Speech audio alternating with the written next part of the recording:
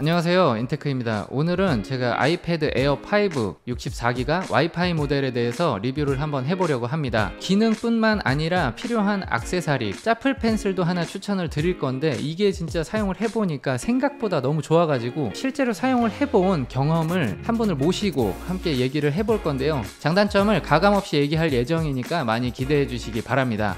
사실 에어5를 구매하려는 분들께서 옵션을 선택할 때 많이 고민을 하실 것 같아요. 저도 그랬었거든요. 64기가는 좀 작고 128기가가 딱 적당한데 현재 128기가는 에어 모델에서 판매하고 있지는 않아요. 애플이 판매의 달인답게 128기가는 딱 프로 라인업에만 배치를 하고 256기가 같은 경우는 에어에 넣어놔서 64 다음에 바로 256으로 넘어가요. 가격 차이가 상당히 많이 벌어집니다. 지금은 이제 프로 라인업이 나온 지 좀 됐고 그래서 프로모션이나 행사를 많이 하고 있기 때문에 프로 11인치를 선택하시는 것도 상당히 합리적인 방법이라고 생각합니다. 프로로 넘어가시게 되면 120Hz, 페이스 ID, 쿼드 스피커 장점이 꽤 많이 따라오는데 페이스 ID나 쿼드 스피커는 편리하게 기는 하지만 사용성에 크리티컬한 영향을 미치지는 않기 때문에 고민이 되는 지점일 수밖에 없습니다. 판단하는 가장 큰 요인은 저는 용량으로 보시면 좋을 것 같아요. 64기가로 충분하다. 나는 스트리밍을 위주로 하기 때문에 뭐 게임도 많이 즐기지 않고 아이클라우드를 활용을 할 수 있다라고 하면 64기가 와이파이 모델을 선택하시면 되겠고요. 책도 많이 넣어야 하고 영상도 보관을 해야 한다라고 하신다면 프로 모델로 가시는 게 맞습니다. 자, 그리고 저는 와이파이 모델을 지속적으로 추천을 드리고 있는데요. 제가 사용을 해보니까 셀룰러를 제대로 사용을 하려면 이게 함께 쓰기로는 부족해요. 5G로 오면서 함께 쓰기를 하기 위해서는 굉장히 고요금제를 선택을 해야 되는데 데이터 용량이 그렇게 많지가 않아요. 영화 한 편 보고 예능 한 편 보고 뭐 드라마 한 편 보고 나면 데이터가 소진이 돼버리고 그 이후로는 쓸 수가 없는 거죠. 뭐 데이터 소비를 많이 할 거다라고 하신다면 알뜰폰에 있는 18,000원에서 20,000원 정도에 있는 요금제를 사용을 하시면 한 10기가 정도를 제공을 해주는데 굉장히 편리하게 쓰실 수가 있어요.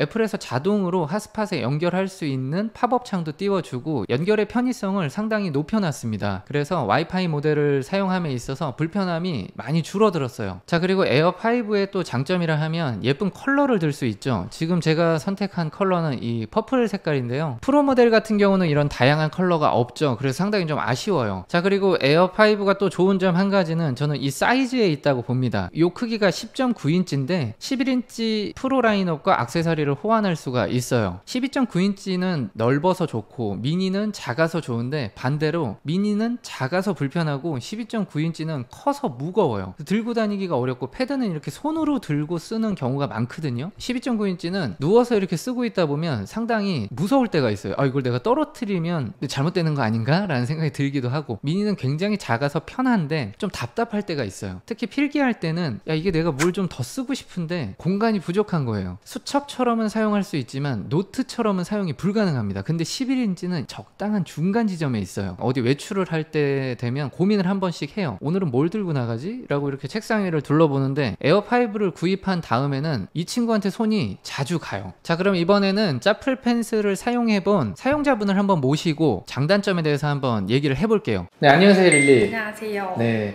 일단 장점이 되게 많더라고요. 그래요. 네. 첫 번째로 그립감이 있었는데 네.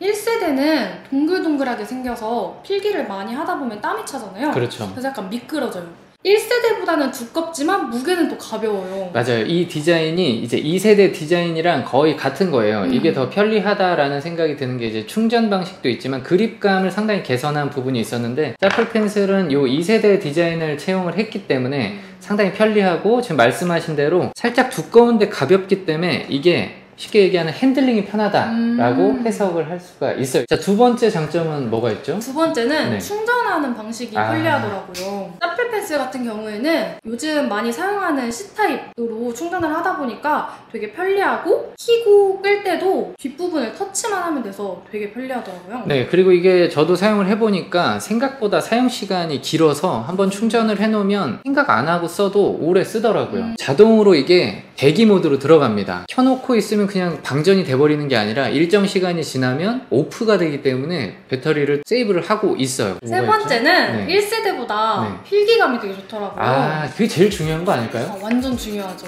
전반적인 필기감이 좋았다. 그건 한번 저희가 직접 볼 수 있을까요? 정품과 짜프를 비교하는 거기 때문에 비슷하게만 나와도 이건 유의미한 비교라고 생각을 합니다. 펜슬 1세대보다는 더 좋다라고 말할 수 있을까요? 가격면이나 편리함이나 더 좋다고 볼 수 있을 것 같아요.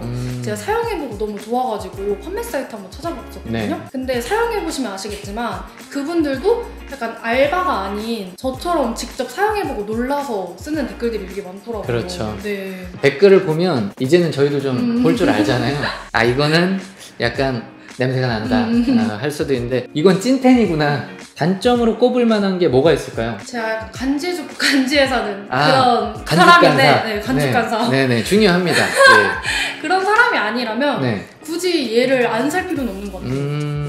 그러니까 보여주기 위한 것만 조금 감안한다면 근데 이게 또 보여주기에도 괜찮은 게 2세대 디자인과 거의 비슷하기 때문에 얼핏 보면 그냥 아 2세대구나 생각이 들 정도로 유사품입니다. 얘를 추가로 구매할 의향이 있으실까요? 근데 굳이 있는데 또 사는 거는 아닌 것 같고 1세대를 사용을 하다가 고장이 나거나 네. 펜촉이 달거나 그런 경우가 있을 때는 바로 얘를 구매하시는 거를 추천드릴 정도로 좋았어요. 그러니까 이제 릴리도 그렇게 하겠다라고 말씀을 하시는 거잖아요. 펜촉을 살 바에는 짜플 펜슬을 사겠다. 네. 네, 요게 이제 1세대와 비교의 결론이 되겠습니다. 자, 그러면 2세대 펜슬과의 비교도 한번 해보겠습니다. 이게 이제 2세대고 얘가 짜플 펜슬인데요. 멀리서 보면 일단 거의 비슷합니다. 약간 더 두껍고 2세대보다도 끝이 살짝 더 샤프해요. 짜플 펜슬이 2세대 펜슬보다 조금 불편한 이유는 무선 충전이 되지 않는다는 점입니다. 더블 탭 기능을 지원하지 않습니다. 필기를 하다 보면 이렇게 두 번 쳐서 지우개로 바꾸고 다시 펜으로 넘어오고 이 기능이 생각보다 굉장히 편한데 여기에 적응되어 있는 분들이 짜플 펜슬을 선택한다면 이게 굉장히 답답할 수는 있어요. 가격 차이가 지금 대충 잡아도 5배가 넘기 때문에 가격이 용서해준다 라는 말을 여기에 쓸 수 있겠습니다. 자, 이렇게 정리를 해보면 1세대에 문제가 생겼다라고 하면 무조건 짜플 펜슬을 사시는 걸 추천드리고요. 2세대 사용자는 넘어갈 필요는 없습니다. 굳이. 근데 예를 들어 이제 펜슬이 2개 필요한 경우가 있을 수 있잖아요. 집에서 쓰는데 나는 이거를 가지고 다니기는 분실할까봐 걱정돼. 그래서 회사에 하나 놓고 싶어. 그렇다고 하면 하나 더 구매하셔도 됩니다. 아, 그리고 짜플 펜슬의 가장 강력한 한 가지는 페어링 과정을 거치지 않아도 된다는 거예요. 그리고 1, 2세대를 아우르고 있기 때문에 9세대와 최신 버전을 함께 갖고 있다면